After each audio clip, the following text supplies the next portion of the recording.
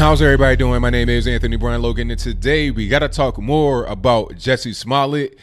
You know who that is. I don't need to rehash the whole story. The guy that staged a hate crime up there in Chicago with these two big bodybuilding Nigerians, but he wanted to tell us it was these two racist white guys with MAGA hats on that tried to lynch him, beat him down, called him all kind of racial and homophobic slurs. You guys know the story. But there is a lot to, quote unquote, unpack here, as the cool kids would say, as it relates to the updates on this particular case. Before we get into Jussie and his particular drama, let's get into the reason why we're here today. We all know by now that the charges are pretty much dropped in his case. It was like 16 felonies on his back for filing a false police report, sending the police of Chicago on a wild goose chase, looking for a hate crime attacker that did not exist. Okay, all those charges are pretty much dropped. He got off for like 10 grand to pay, and then community service for like 2 days, stuffing envelopes with Jesse Jackson.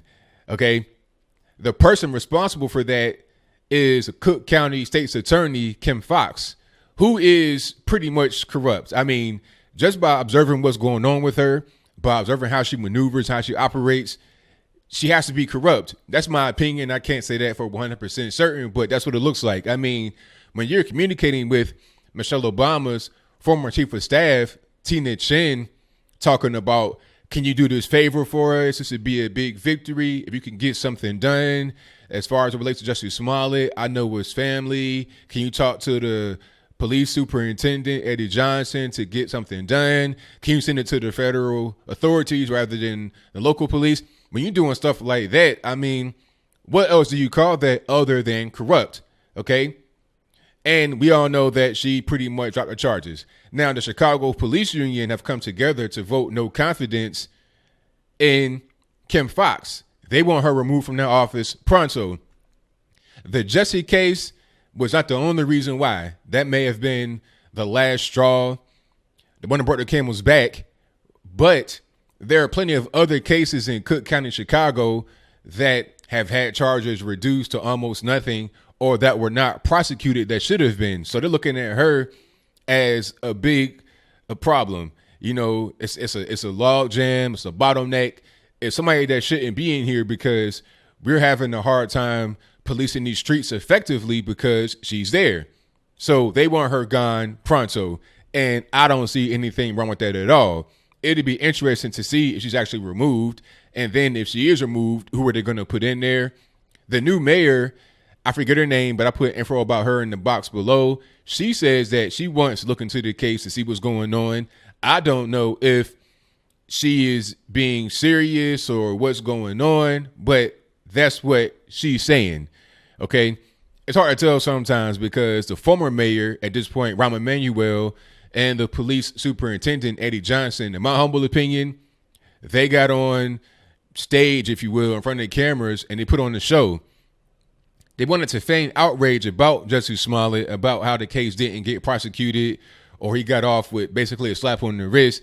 But I think there's a lot of political acting going on there to try and maintain seats, to try and boost morale. The police, however, have been protesting outside of Kim Foxx's office.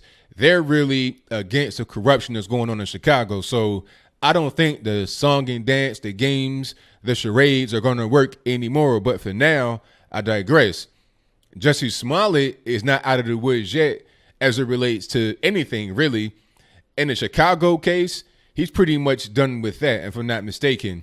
He still has a federal case on his back, so he still could go to the penitentiary based on the mail fraud. Because remember, before the whole so-called hate crime incident, which was fake, happened, he allegedly mailed an envelope to himself filled with some kind of white substance and a threatening message about, we're going to kill you, F word, all this, that, and the third.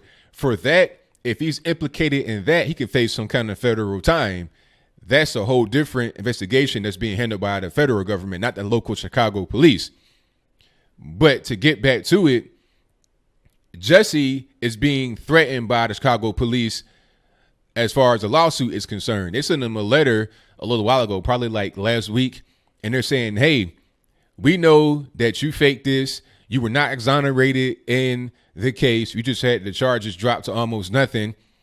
You still owe us about $130,000 for the investigation. It was like in a specific amount, and I put that on the box. I think it was like 130, 115 cents, something like that. But anyway, you still owe us for that.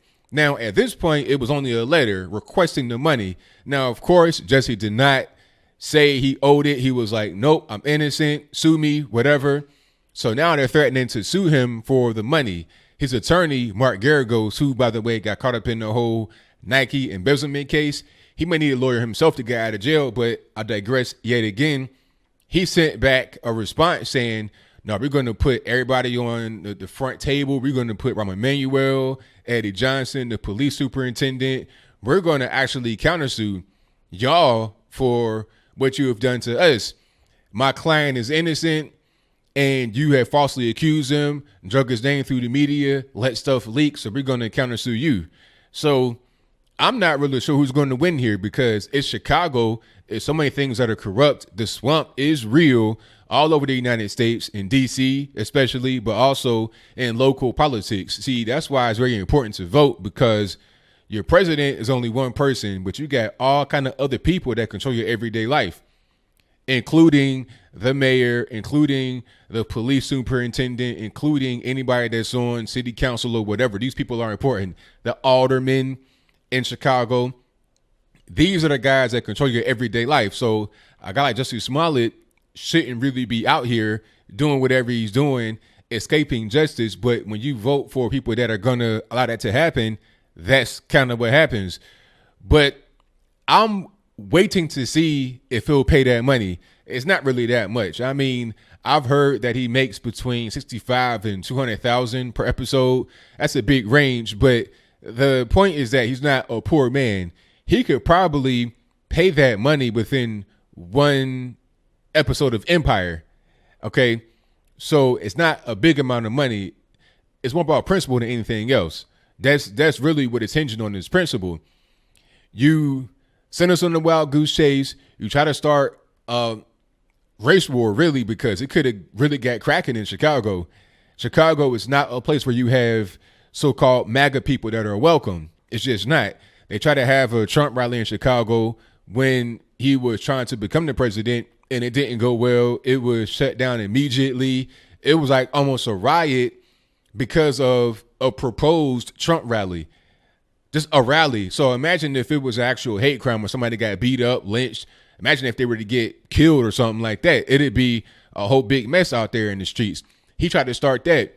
So for that, he should be in the penitentiary, but he should at least pay the money. But like I said, in Chicago, politics are a whole different animal there. They don't really mean anything. It's all about cronyism. It's all about nepotism. It's all about just straight corruption. Who knows what's going to happen, but I hope that he does pay that money, so you at least know that he did that. Because some people still think that he's innocent. Like, they'll see the police come out and say that he was not exonerated, but it doesn't matter. He's not in jail. Even if he went to jail, some would still say that he was innocent and that Trump supporters are racist. So who knows what's going to happen, but I can't wait to find out. But what are your thoughts? Do you think that Jussie Smollett will pay the money? If so, please explain to me why. And how about the Cook County State's Attorney, Kim Foxx? Is she corrupt? Will she get removed? How do you feel about the Chicago police being out there in front of her office protesting? That's pretty brave to me, because I feel like in Chicago, you got to kind of just do certain things, toe certain lines. But when you got the police out here protesting what's going on, then you may have something. I mean, I'm seeing some of these signs out there talking about Kim Fix. Like, they're exposing the corruption from the inside. So hopefully this is not just a one-off thing, a popular trend because Jussie Smollett. I want it to be a consistent thing that goes all throughout the upcoming election cycle and beyond, so you can drain that Chicago swamp, because it most certainly needs to be drained. But whatever your comments are, please let me know in the comments below. And that's all I got to say for this video. If you like what you heard, please comment, rate, share, and subscribe. Peace.